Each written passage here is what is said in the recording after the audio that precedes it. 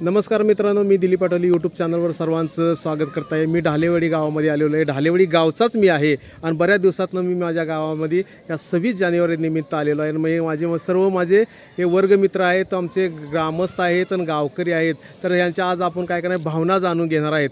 तर हे माझे आहेत सरपंच रामदास साळुंके. बोला सर, कसे का आहात तुम्ही? आनंदात आहे. हां. बरं, काय वाटतं तुम्हाला गावाबद्दल? गावाबद्दल आत्मीयता आहे, आनंद वाटतोय गावाबद्दल.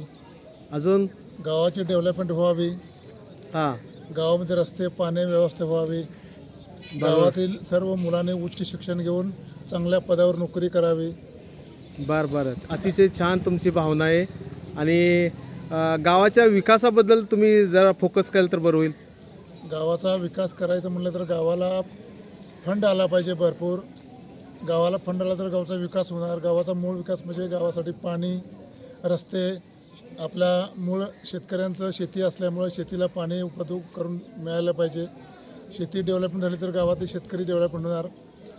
त्यानंतर आपल्याला पैसे येणार, पैसे आल्यानंतर डेव्हलपमेंट होणार गावचे आपल्या.